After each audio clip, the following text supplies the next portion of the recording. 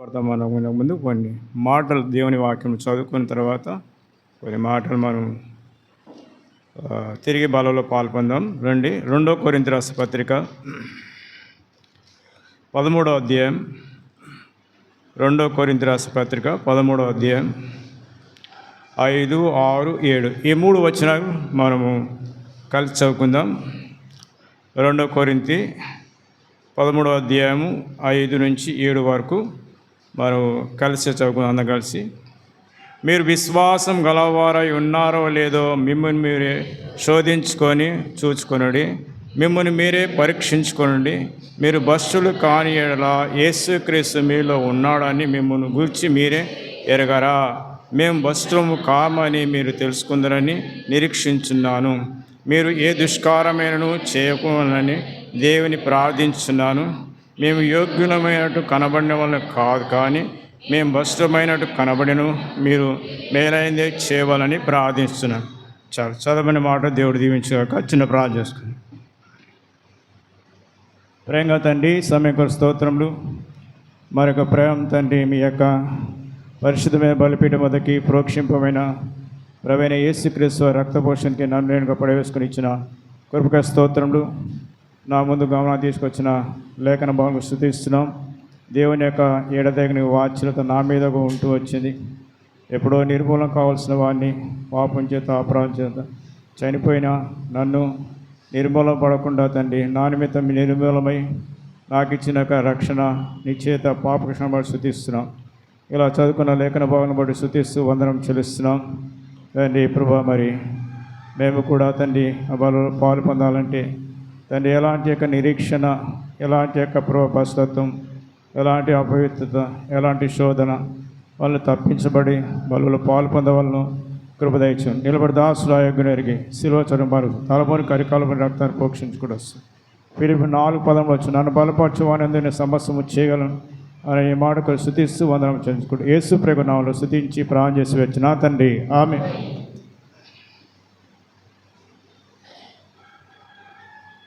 ఇక్కడ చదువుకున్న భాగంలో గమనించండి. ఇక్కడ 2 కొరింథీ రాసిన పత్రిక 13వ అధ్యాయం చదవండి. 5వ వచనం చదువు. కాబట్టి మనం విశ్వాసులమా కాదా అనే ఒక పాయింట్ అపోస్తలుడైన పౌలు కాబట్టి కొరింథీ యొక్క సంఘానికి రాస్తూ వస్తున్నాడు. ఏమి రాస్తుంటే, మీరు విశ్వాసం గలవారు ఉన్నారా లేదా అనే ప్రశ్న ఆ బల్ల మనకు చూపిస్తుంది. కాబట్టి విశ్వాసం గలవారు అయితే బలలో పాలు పొందవచ్చు, విశ్వాసం లేకపోతే విశ్వాసం తెచ్చుకొని బలలో పాలు పొందాలి. కాబట్టి మీరు విశ్వాసం గలవారు ఉన్నారో లేదో అది ఎవరికి తెలుసట? మీకు దేవుని మాత్రమే తెలుసు. ఇక్కడ ఉన్న సేవకుని కానీ, లేకపోతే పెద్దలు కానీ, లేక బాధ్యత గలవారు కానీ, లేకపోతే మరొక విశ్వాసం కానీ మీరు ఉదయాంతరంగానే ఎరగని వారుగా ఉంచినారు. కాబట్టి విశ్వాసము అని చెప్పుకొని భ్రష్టత్వానికి వెళ్ళకూడదని జ్ఞాపకం. కాబట్టి ప్రభు యొక్క రాకడ దినం మనం ఉంచిన కాబట్టి ఎప్పుడు ఏమి సంభవించో తెలియదు. అందుకు దేవుని వాక్యం జ్ఞాపకం చేస్తుంది. మొదటి వారు కడపడి వారు. మనం ఎవరైతే పరలోక రాజ్యం చేరరు అనుకుంటామో వారు చేరుతారట, ఎవరైతే చేరుతామో అనుకుంటామో వారు చేరరట. కడవరి దినములు, ప్రభు రాకడ దినములు లోకమంతా చూడండి. 2 పేతురు 1వ అధ్యాయం 4వ వచనం ఏముందంటే, లోకంలో 2 పేతురు రాసిన పత్రిక 1వ అధ్యాయం 4వ వచనం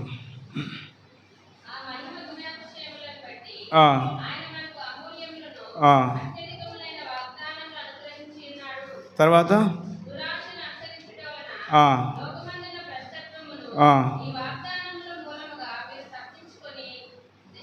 దేవుని ఇక్కడ లోకమంతా ఏముందట? భ్రష్టత్వము. ఇక్కడ లోకంలో ఏముందంటే భ్రష్టత్వం ఉందని జ్ఞాపకం ఉంది. ఇంకేముందట? ఆ మొదటి లైన్లో రాయబడింది దురాశ. ప్రపంచంలో ఏ దేశం పోయినా, ఏ రాష్ట్రం పోయినా, ఏ జిల్లా పోయినా, ఏ మండలం పోయినా, ఏ గ్రామం పోయినా కాబట్టి ఏం కనబడుతుందంటే భ్రష్టత్వము. ఇప్పుడు ఇజ్రాయెల్ దేశానికి, అమెరికా దేశానికి, తర్వాత ఇరాన్ దేశానికి ఏముందట? యుద్ధము యుద్ధము యుద్ధము, భ్రష్టత్వం. కాబట్టి ఈ యుద్ధం పోరాటంలో మన ఇండియాకు కూడా ఎఫెక్ట్ వచ్చిందట. ఇండియాతో పాటు మన యొక్క తెలంగాణ పచ్చడానికి కూడా ఎఫెక్ట్ వచ్చింది. ఏం ఎఫెక్ట్ వచ్చింది? గ్యాస్, పెట్రోల్, డీజిల్ పెరిగిపోతున్నాయి, విపరీతంగా రేటు పెంచేస్తున్నారు. కాబట్టి భ్రష్టత్వము, దురాశ. సరే, ఇక్కడ మనం చదువుకున్న భాగంలో రండి. ఇక్కడ మీరు విశ్వాసంలో ఉన్నారా లేదా ఎలా తెలుస్తుంది? దాన్ని బట్టి దేవుని వాక్యం 1 పేతురు రాసిన పత్రిక 1వ అధ్యాయం 7వ వచనంలో అక్కడ ఒక వస్తువు గురించి రాయబడింది. చూడండి ఇక్కడ.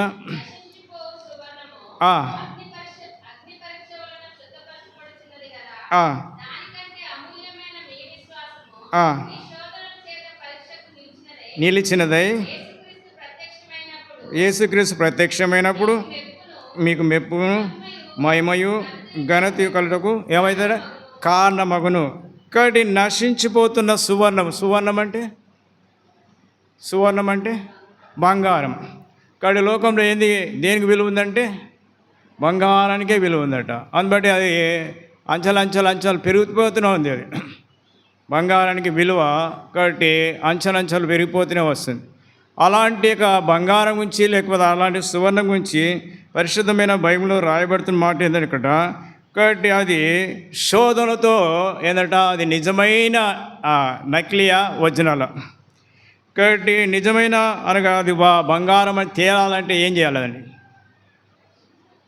అది శోధన గుండా, అంటే అగ్నిగుండా 7 పర్యాలట. ఒకసారి కాదు, 2 సార్లు గట 7 పర్యాయములు ఆ బంగారాన్ని ఆ హౌస్లో అయినా. కాబట్టి ఏం చేస్తుందంటే అగ్నిగుండా తీసుకెళ్తాడట. కాల్చి కాల్చి కాల్చి కాల్చి కాల్చి అది ఎంత మొరపెడుతుందో, అయ్యో చాలు, అయ్యో చాలు, అయ్యో చాలు అని చెప్పేసి ఎంత మొరపెట్టినా ఆ హౌస్లో ఆయన మాత్రం ఏం చేయట? విడమేయబడట. కాబట్టి దాన్ని కాల్స్తేనే తప్ప దాంట్లో ఏం పోదట?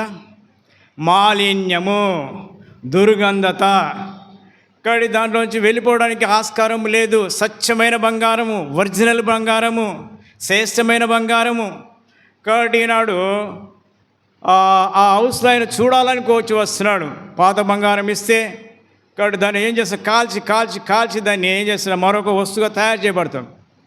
ప్రియమైన వాళ్ళారా, ఈ మధ్యాహ్న కాల బలులో పాలు పొందడానికి వచ్చిన ప్రియమైన వాళ్ళారా, కాబట్టి ఈ లోకంలో విశ్వాసంతో నీవు జీవిస్తున్నావు చెప్పుకుంటున్నాక నీకు కూడా ఇలాంటి శోధన అవసరమని జ్ఞాపకం చేస్తాను. శోధన గుండా దేవుడు తీసుకోవాలని ఆశిస్తున్నాడు.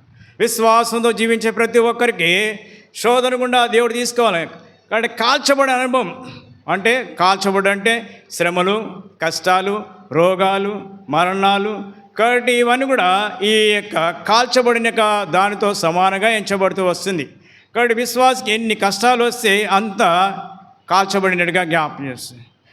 అక్కడి విశ్వాసకి కష్టాలు కూడా వెళ్ళిపోతుంటే కాబట్టి ఆ విశ్వాసం ఏంటంటే శుద్ధ సువర్ణంగా చేయబడుతున్నాడు. శుద్ధ సువర్ణంగా అంటే ప్రభువుకు ప్రయోజనకమైన వ్యక్తిగా చేయబడుతున్నాడు. ప్రభు మెచ్చుకునే పాత్ర, ప్రభుకి ఇష్టమైన పాత్ర, అది అమూలమైన పాత్ర. కాబట్టి దాంట్లో ఏ దోషం ఉండదు, ఏ పాపం ఉండదు, ఏ అవిధేయత ఉండదు, ఏ మోసం ఉండదు, ఏ దగ ఉండదు. అలాంటి పాత్రగా ఈనాడు విశ్వాసం ద్వారా దేవుడు మనని శోధన గుండా తీసుకెళ్ళాలని ప్రభు కోర్చు వస్తున్నారు. అందుబట్టి మీరు భ్రష్టులు కానీరని అంటారు. కాబట్టి ఈనాడు ఈ యొక్క అమూల్యమైన ఈ విశ్వాసాన్ని దేవుడు చూసినప్పుడు కాబట్టి అప్పుడు ఏమొస్తుందట? ఇక్కడ రాయబడిన మాట 1 పేతురు రాసిన పత్రిక 1వ అధ్యాయం 7వ వచనంలో రాయబడిన మాట ఏంటంట? మీరు విశ్వాసము ఈ శోధన ద్వారా పరీక్ష నిలిచిన వారైతే యేసుక్రీస్తు ప్రత్యక్షమైనప్పుడు ఏమొస్తుందట? మెప్పు, మహిమ, ఘనత. ఎక్కడ వస్తుంది? భూమి మీద వస్తుందా? కాబట్టి ఈ పరిశోధన గుండా, ఈ పరీక్షల గుండా వెళితే దేవుని రాజ్యంలో దేవునికి పోయిక అనగా మెప్పు, తర్వాత మహిమ, తర్వాత ఘనత. కాబట్టి ఘనతకు పాత్రగా చేయాలని దేవుని ఆశట. అందుబట్టి యేసు ప్రభువాన్ని భూలోకంలో శోధింపబడ్డాడు. ఎన్ని రోజులు? యేసు ప్రభు భూమి మీద ఉన్నప్పుడు ఆయన దేవుడు, ఆయన పరిశుద్ధుడు, ఆయన నీతిమంతుడు, ఆయనలో పాపం లేదు. కాబట్టి అలాంటి దేవునికి ఈ లోకంలో జీవించినాడు అతడు శోధన గుండా వెళ్ళి తీరవలసిందే. యేసుప్రభుకే శోధన తప్పలేదంటే యేసుప్రభు కంటే మించిన అనగా విశ్వాసమా మనం? కాబట్టి మనకు కూడా ఇలాంటి శోధనలు అవసరమని మన జ్ఞాపకం. అందుబట్టి ఇక్కడ రండి, లూకా సువార్త 4వ అధ్యాయంలో ప్రభువైన యేసుక్రీస్తు వారు ఆయన బాప్తీసం తీసుకుని వెంటనే కాబట్టి శోధకుడు అనగా శోధించడం ఆరంభించినట్టుగా ఎన్ని రోజులు శోధింపబడ్డాట? 40 days, 40 రోజులు యేసుప్రభు వారు ఆయన శోధన గుండా వెళ్ళినట్టుగా దేవుని యొక్క లేఖనము జ్ఞాపకం చేయబడుతుంది. చూడండి, లూకా సువార్త 4వ అధ్యాయంలో యేసుప్రభు వారు అపవాదైన సాతాను యేసుప్రభు వారిని శోధన గుండా తీసుకువెళ్ళినట్టు దేవుని వాక్యం. చూడండి, 4వ అధ్యాయం మొదటి వచనం రాయబడిన మాట.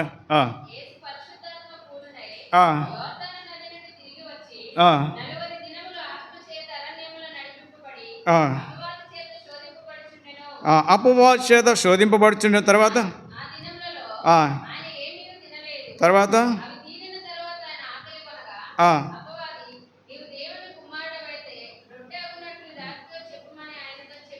తర్వాత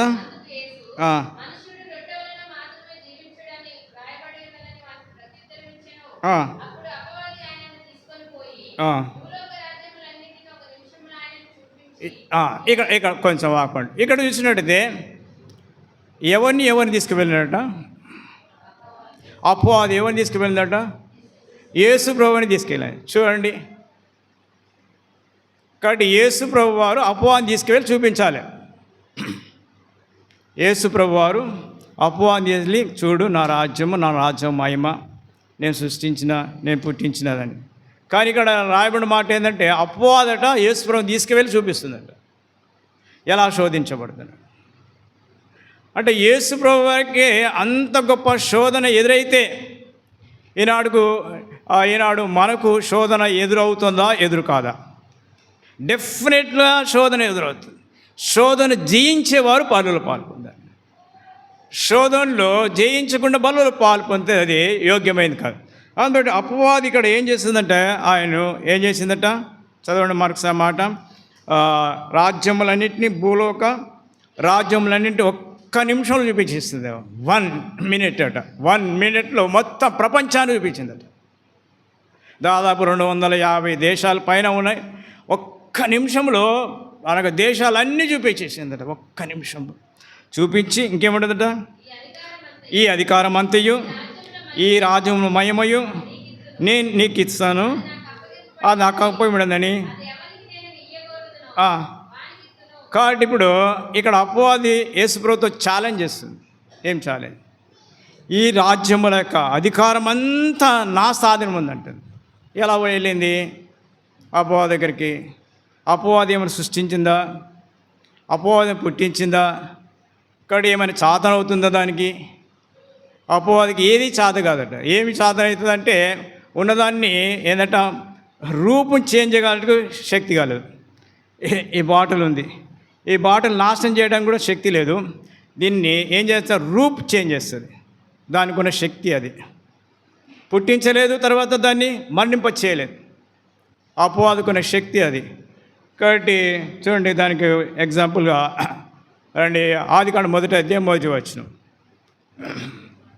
ఆదికాండం 1వ అధ్యాయం 1వ వచనంలో ఒక మాట రాయబడింది.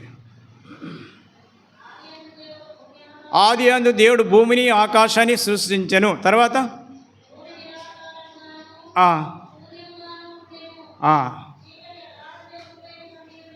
చాలా మొదటి వచనానికి రెండో వచనానికి ఏమైనా డిఫరెంట్ ఉందా? రెండు సేమేనా?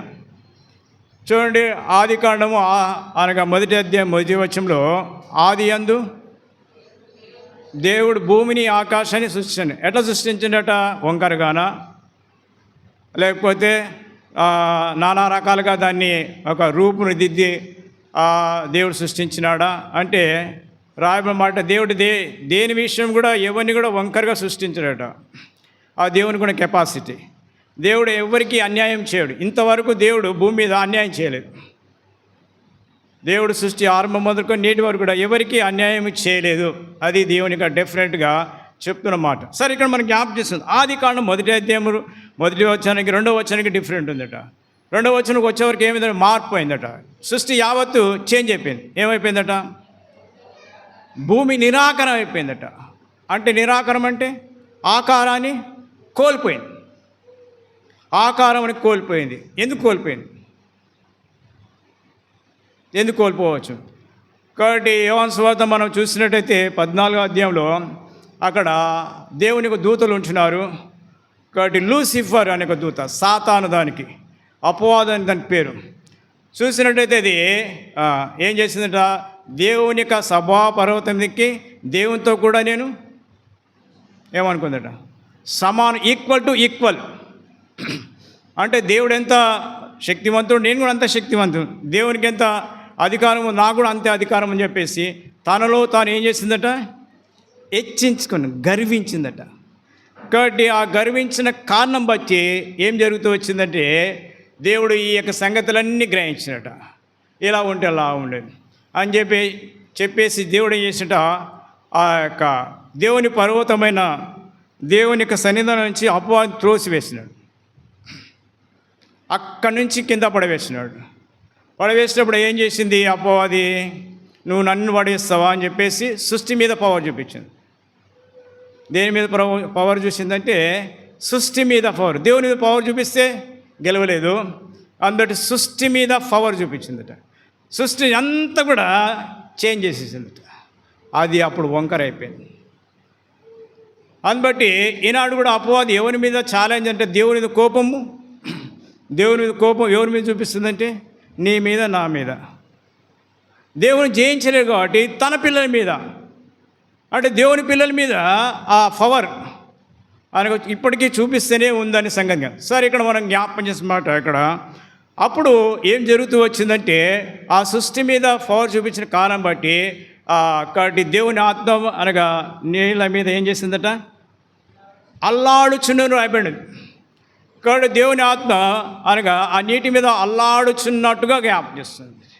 కాబట్టి దేవుని హృదయంలో ఎలాంటి వేదన వచ్చిందంటే చెప్పలేనంత వేదన కృంగిపోయినాడు దేవుడు. మళ్ళా సృష్టిని అంతా కూడా తిరిగి మళ్ళా కట్టాలని మళ్ళా ఒక ప్లాన్, ఒక ప్రణాళిక దేవుడు అనగా దేవుడు తన ప్రణాళిక చేసుకొని అక్కడ తిరిగి మళ్ళా సృష్టిని అనగా 6 రోజులు దేవుడు మళ్ళా సృష్టిని ఆరంభించినాడు. ఆరంభించదట 6 రోజున మొట్టమొదటిగా ఎవరిని అనగా భూమి మీద మనిషిగా పుట్టించినాడంటే ఆదాము అనే వ్యక్తిని. కాబట్టి ఆదాము నుంచి అవ్వని తీసుకొచ్చినాడు. సరే, ఇక్కడ ఈ అవ్వ ఆదాములు అన్న కరెక్ట్గా ఉంటారంటే అక్కడ వారు పడిపోయారట. ఎట్లా పడిపోయారట? అక్కడ 2 అనగా ఫలాలకు ప్రాముఖ్యత ఇచ్చినాడు. ఒకటి జీవవృక్ష ఫలానికి, రెండోది మంచి చెడ్డల తెలివి వృక్ష ఫలానికి, రెండింటికి ప్రాముఖ్యత ఇచ్చినట్టుగా దేవుని వాక్యం రాయబడింది. కాబట్టి ఇప్పుడు అపవాది ఎవరి మీద గురిగిందంటే ఆదాము కంటే ఎవరిని పట్టుకుందంటే అవ్వని పట్టుకుంది. ఎందుకంటే స్త్రీలాట ముచ్చట్లు అంటే వాళ్ళకు ప్రాణమట. ముచ్చట్లు. కాబట్టి ప్రార్థన చేయమని మందిరానికి వస్తే ఆ ప్రార్థన తక్కువ ముచ్చట్లు ఎక్కువ ఉంటాయట. కాబట్టి వాళ్ళకు మాటలు అంటే చాలా ప్రీతి అట. మీ ఇంట్లో ఏం జరిగింది, మా ఇంట్లో జరిగింది, ఇంకింట్లో ఏం జరుగుతుంది అనే విషయాన్ని. కాబట్టి ఈ అపవాది అనగా సాతాను గుర్తించిందట. అబ్బా, ఈమె నాకు దొరికిపోయింది చెప్పేసి. అందుబట్టి ఆదాము పట్టుకోకుండా ఆమెను ఎవరిని పట్టుకుందట? అవ్వనే పట్టుకుందట. కాబట్టి అవ్వను పట్టుకున్న తర్వాత ఏం చేసిందట? ఆ యొక్క పండుగ ఏం చేసిందట? హైలైట్ ఇచ్చిందట. అందుబట్టి ఇప్పుడు ఈ దినాల్లో ఏదంట మ్యూజిక్ ఆ తర్వాత డీజే. మీ వైపు ఉంటారు డీజే? మా వైపుతో ఫుల్ ఉంటుంది. ఏది హైదరాబాద్ పక్షంలో డీజే లేకపోతే పెళ్ళి కాదట. అక్కడ డీజే లేకపోతే ఏ యొక్క ఫంక్షన్ కాదట. డీజే అనే యొక్క సౌండ్. కాబట్టి ఆ డీజే యొక్క పవర్ ఏం చేసిందట? అది ఎవరికి ఇచ్చిందంటే, అధికారం ఎవరికి ఇచ్చిందంటే 3 దూతలు ప్రాముఖ్యంగా మనకు కనబడతారు బైబిల్లో. ఒక దూత పేరు లూసిఫర్. ఈ లూసిఫర్కి ఏమి ఇచ్చినంటే దేవుడు ఈ మ్యూజిషియన్, ఈ మైకు, ఈ సౌండ్ సిస్టమ్, ఈ డీజే సౌండ్. కాబట్టి ఇవన్నీ కూడా దానికి ఇచ్చిన కెపాసిటీ. మరొక దూతకి అంటే గాబ్రియల్ దూత ఉంది. గాబ్రియల్ దూతకి ఏమి ఇచ్చినంటే శుభ సమాచారం మోసుకొచ్చేది. ఇంకెవరు ఉన్నట మిఖాయిల్ దూత ఉంది. ఆ మిఖాయిల్ దూతకి ఏమి ఇచ్చినట్టే పవరు యుద్ధాలు చేసేది, యుద్ధాలు చేసే యొక్క పవర్ ఇచ్చినట. కాబట్టి యేసు అనగా దేవుడు ఇక్కడ ఈ లూసిఫర్ లేకపోతే సాతాను పడగొట్టేటప్పుడు దాని దగ్గర ఉన్న గుంజుకొని పంపించలేదట, ఇచ్చిన గిఫ్ట్ తీసుకోలేదట. దేవుని యొక్క గొప్ప విషయం ఏంటంటే ఏదైతే ఇస్తాడో దేవుడు మళ్ళీ తీసుకొని పంపించాడట. ఈ లూసిఫర్ దూత కూడా అట్లనే ఇచ్చి పంపించిన తర్వాత తీసుకోలేదు దాన్ని, అది అనుకున్నాను. సరే, ఇక్కడ ఆ యొక్క మంచి చెడుల యొక్క వృక్షఫలం ఏం చేస్తాడు, హైలైట్ చేసిన కారణం బట్టి జరిగిన విషయం ఏంటంటే అపవాది వెంటనే అనగా ఈ జీవవృక్ష ఫలము కాబట్టి చీకట్లో ఉన్నట్టు కనబడుతుంది. ఈ యొక్క అనగా ఈ యొక్క మంచి చెడుల యొక్క తెలివి వృక్షం హైలైట్గా కనబడుతూ వస్తుంది. కాబట్టి చూసినాకంటే తినాలని ఆశ వచ్చిందట. వెంటనే అపవాది ఏం చేసింది, వెంటనే తెంపి అనగా ఎవరికి ఇచ్చినట్టు, ఆదం కాదు అవ్వకి ఇచ్చిన. కాబట్టి అవ్వకి ఇచ్చిన తర్వాత తినేసింది. ఆదాముని ఏమని అడగలే, తినాలనా వద్దా ఆయన ఎన్నోసార్లు చెప్పి ఉండవచ్చు ఈ చెట్ల ఫలం గురించి. ఎందుకంటే అన్నిటికీ అధికారము దేవుడు ఆదాంకి ఇచ్చినాడు, పేరు పెట్టేది. తర్వాత సృష్టి యావతి మీద అధికారము ఎవరికి ఇచ్చినాడు, ఆదాంకి ఇచ్చినాడు. ఆదాంకి అన్నీ తెలుసు, కానీ ఆదాం తినాలా వద్దా అని అడగలేదట, తినేసిన తర్వాత మళ్ళీ తీసుకొచ్చిందట. కొన్ని తీసుకొచ్చి ఎవరికి ఇచ్చిందట, ఆదాంకు తెలుసా లేదా తినేటప్పుడు ఆ ఫలము మంచి తెలివినిచ్చే మంచి చెడ్డల తెలివినిచ్చే వృక్ష ఫలం తెలుసా తెలియదా? తెలుసు. ఎట్లా తిన్నాడు?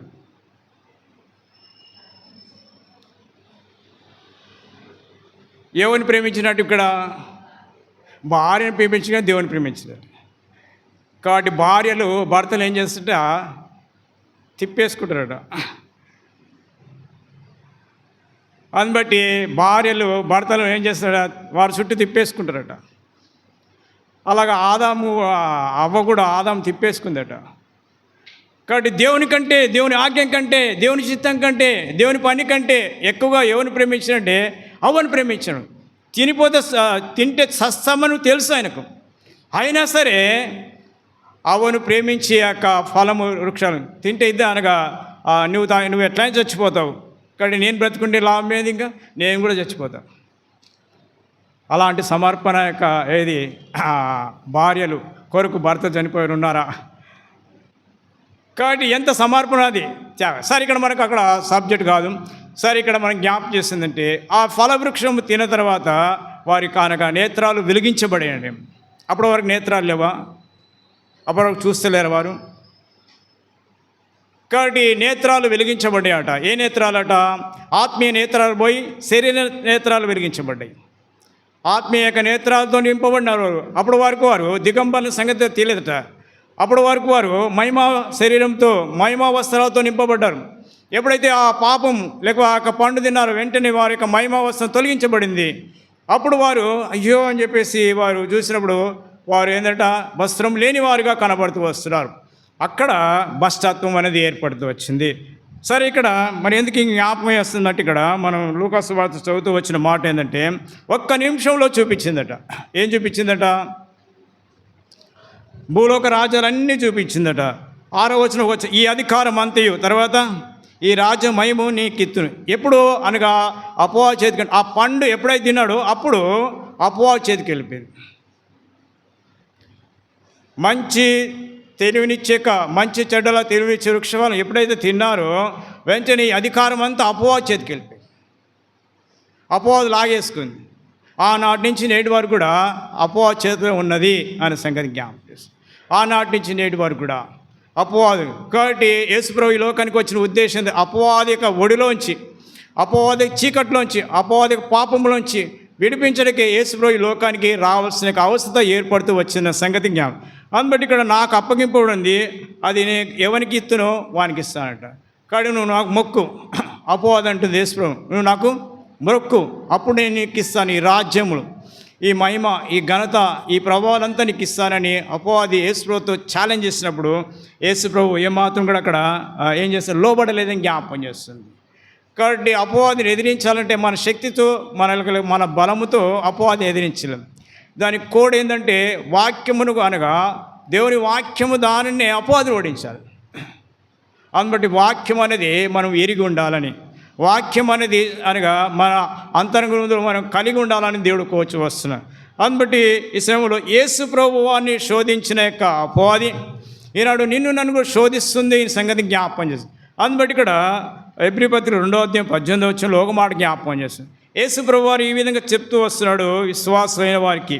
ఏమని చెప్తూ వస్తున్నాడంటే చూడండి, హెబ్రీ పత్రిక 2:18 కాబట్టి యేసు ప్రభువారు శోధింపబడి శ్రమ పొందిన గనక శోధింపబడి వారికి సహాయం చేయగలవాడు ఉన్నాడు. తాను శోధింపబడ్డాడు.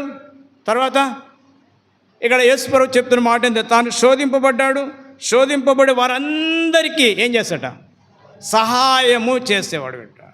కీర్తన 2:20 చూడండి ఒక మాట. కాబట్టి ఆయన సహాయము చేసే దేవుడు అని జ్ఞాపకం చేస్తుంది. కీర్తనలు 20:2 ఏముందంటే ఇక్కడ చూడండి ఒక మాట.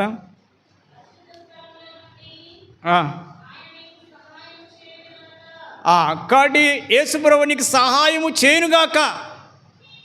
కాబట్టి సహాయము చేసే దేవుడు ఉన్నాడు అని జ్ఞాపకిస్తుంది. శోధింపబడుతున్న వారందరికీ ఆయన సహాయము చేయడానికి ఆయన ఇష్టపడుతున్నాడని సంఘం జ్ఞాపకం చేస్తుంది. కాబట్టి ప్రతిరోజు ఒక శోధన మనం ఎదుర్కోవాల్సి వస్తుంది సంఘం, ప్రతి దినము శోధన. కాబట్టి కాబట్టి ఈ సమ్మర్లో ఏం శోధన వస్తుందంటే వేడి, ఎండ వేడి, ఉడకపోత, ఈ శోధన. కాబట్టి ఇలాగా శోధనను జయించేవారు కావాలని జ్ఞాపకం. కాబట్టి శోధనలో జయించిన వాడు ప్రభువైన యేసుక్రీస్తు. కాబట్టి ఈ శోధనలోంచి మనము జయించేవారు ఉండాలని ప్రభు కోచి వస్తున్నాడు. అందుబట్టి ఇప్పుడు మరొక వ్యక్తిని మనం ఈ శోధన కూడా వెళ్ళిన ఒక వ్యక్తిని మరొకసారి దేవుని వాక్యంలో రండి, యోబుని గురించి చూద్దాం. కాబట్టి యోబు కూడా ఎలాంటి శోధన కూడా వెళుతూ వచ్చినాడో సంగతి జ్ఞాపకం. యోబు అనే వ్యక్తి తను ఎవరి చేత శోధింపబడితే ఇక్కడ దేవుని చేత శోధింపబడ్డాడు, అపవాది చేత శోధింపబడ్డాడు, తర్వాత తన భార్య చేత కూడా శోధింపబడ్డాడు, ఇంకెవరి చేత, 3 స్నేహితులతో కూడా శోధింపబడ్డాడు, చివరికి ఇంకో స్నేహితుడు వచ్చి ఏలియు అనుకుంటా. కాబట్టి అతని చేత కూడా శోధింపబడ్డాడు. కాబట్టి ఈ శోధనలన్నిటిలోంచి కూడా యోబు జయించినాడు. కాబట్టి తనకున్న ఓర్పు, లేకపోతే తనకున్న సహనము, తనకున్న దీర్ఘశాంతము, కాబట్టి అంత చెప్పడానికి వీలైనక అనగా జీవితాన్ని తను జీవించగలుచుకోవచ్చు. చూడు ఎంత గొప్ప మాటలు ఇక్కడ జ్ఞాపకం చేస్తుంది. కాబట్టి ఇక్కడ 1:1 ఒక మాట జ్ఞాపకం. ఊజు అనే దేశంలో చూడండి, యూజు అనే దేశం అందు యోబు అనొక మనుషుడు ఉండేను రాయబడింది. అతడు కాబట్టి అతను క్వాలిటీస్ ఏముందంటే అతడు యథార్థవంతుడు, 2వది న్యాయవంతుడు, 3వది దేవుని భయభక్తి కలిగినవాడు, 4వది చెడుతను విసర్జించినవాడు. చదువు. కాబట్టి ఇక్కడ 7,000 కనుక 7 కుమారులు, 3 కుమార్తెలు, 7,000 గొర్రెలు, తర్వాత 3,000 వంచెలు, 500 జతల ఎడ్లు, కాబట్టి ఆడుదలు, తర్వాత బహుమంది పనివారు కూడా ఆస్తితో ఊజు అనే దేశంలో అతడే నంబర్ 1, అతడే గొప్ప హీరోగా, అతడే గొప్ప అనగా ఆస్తిపరుడుగా తాను చలామణి చేసినట్టుగా దేవుని వాక్యం జ్ఞాపకం చేస్తుంది. అంతటి యొక్క యోగ్యత కలిగిన వ్యక్తి ఇక్కడ అపవాది అనగా చూసి ఓర్వలేకపోతుంది. అపవాది చూసి ఓర్వలేక అతన్ని శోధించడానికై దేవుని దగ్గరికి వెళ్ళిందట, దేవుని యొక్క సింహాసనం దగ్గరికి వెళ్ళిందట. యోబు అనే వ్యక్తి భూమి మీద ఉన్నట్టు తెలుసా? కాబట్టి ఎందుకు నీ మీద విశ్వాసం ఉంచినాడు అనగా నిన్ను నమ్ముకుంటుంటే నువ్వు అతనికి బాగుగా ఆశ్రయిస్తున్నావు కాబట్టి, అతను దీవిస్తున్నావు కాబట్టి, అందుబట్టి అతడు నీ అందు విశ్వాసం ఉంచినాడని చెప్పేసి ఒక్క క్షణంలో అవన్నీ కూడా తీసివేయి నిన్ను ఎలాగ నిన్ను దూషిస్తాడో సంగతి యోబు దేవునితో ఛాలెంజ్ చేసినప్పుడు దేవుడు ఛాలెంజ్ చేసినట్ట. కాబట్టి యోబు విషయంలో అపవాది ఛాలెంజ్ చేస్తే దేవుడు యోబు విషయంలో అపవాదితో ఛాలెంజ్ చేసినాడు. ఈ ఇద్దరి మధ్యలో నలిగిపోయిన వాడు ఎవరంటే యోబు. ఇక్కడ దేవుని చేత, తర్వాత అపవాది చేత ఒకవేళ శోధింపబట్టే, కాబట్టి భయంకర పరిస్థితులు కూడా తను వెళ్ళవలసి వచ్చింది. కాబట్టి ఇవన్నీ విషయంలో ఇక్కడ మనం చూసినట్టే ఒకే రోజున అన్ని కోల్పోయినట. ఎంతమంది పిల్లలు కోల్పోయినట? 10 మంది పిల్లలు కోల్పోయినాడు ఒకే దినన. 50 ఆస్తి కూడా తను ఒకే దినం కోల్పోదు. కాబట్టి ఇక్కడ ఆ శోధనలో తను చెప్తున్న మాట ఎంత పవర్ఫుల్ మాట, ఎంత శక్తివంతమైన మాట, ఎంత గొప్ప విశ్వాసం గల మాట. కాబట్టి ఆ విశ్వాసం తను ఎలా నిలిచి ఉన్నాడో సంగతి. ఒక కుమారుడు పోతే, ఒక కుమారుడు చనిపోతేనే మన గుండెలు తరిగిపోతాయి, కానీ 10 మంది పిల్లలు చనిపోయిన తర్వాత కూడా గుండె తగలేదట. అంటే దేవుని మీద ఉన్న విశ్వాసం పిల్లల మీద చూపించలేకపోతుంది. అందుబట్టి ఇక్కడ అంటున్నాడు, రండి 21వ వచనంలో, యోబు గ్రంథం 1వ అధ్యాయం 21వ వచనంలో ఏమంటున్నాడు ఇక్కడ? దిగంబరి వచ్చి తిని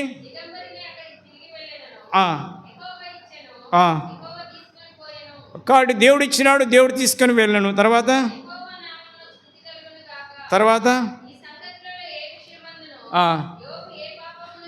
ఏ పాపము చేయలేదు,